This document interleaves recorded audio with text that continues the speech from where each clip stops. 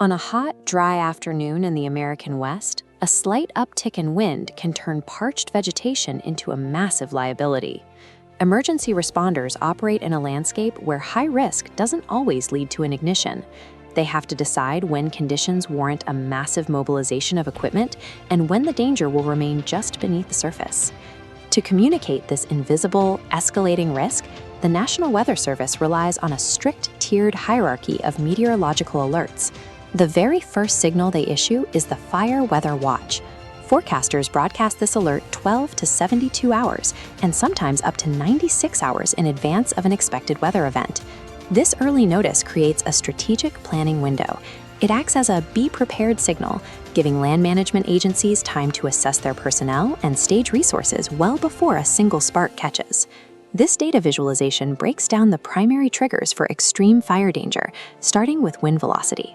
Forecasters look for sustained winds reaching 15 to 20 miles per hour to actively push and spread burning embers.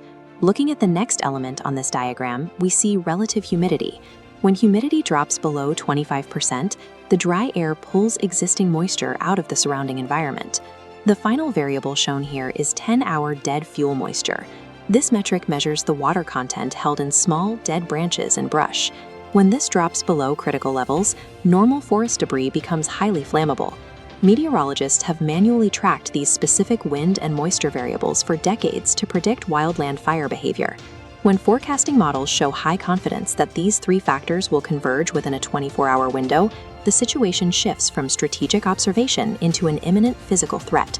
That convergence triggers a red flag warning.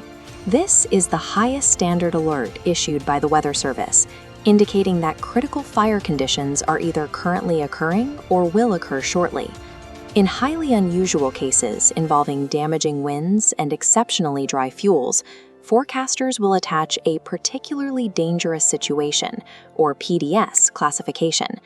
This is a rare tag reserved for events posing an extreme threat to life and property. This side-by-side matrix illustrates the operational difference between the two alerts. While a fire weather watch is color-coded yellow or peach to indicate potential danger and a be prepared stance, a red flag warning shifts to red or pink, signaling occurring danger and a strict take action protocol. A red flag warning dictates that the time for planning has officially expired. Local agencies must immediately begin their tactical, boots-on-the-ground response. Once a warning takes effect, local fire stations hoist red flags outside their buildings. Departments upstaff their personnel, placing additional firefighters and engines on active patrol in high-risk zones. Utility companies also take severe infrastructural measures, often initiating public safety power shutoffs. This is a procedure where electrical grids are intentionally deactivated in specific areas to eliminate the risk of live wires sparking an ignition. This bar chart displays the efficacy of these warnings on public behavior.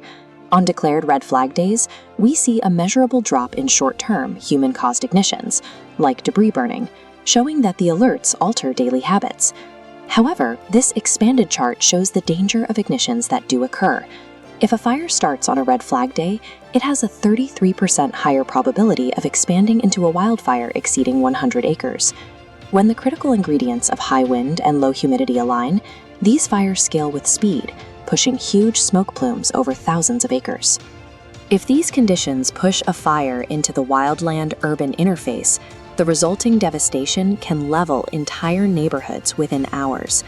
The transition from a watch to a warning marks the final boundary between planning and action. It signals the exact moment when the window for clearing brush or packing an evacuation bag has closed, and the time for immediate safety has begun. Preparing your property before the wind starts howling is the most effective way to mitigate risk. To learn more about the science behind emergency alerts and natural hazards, subscribe to the HSEstudy channel.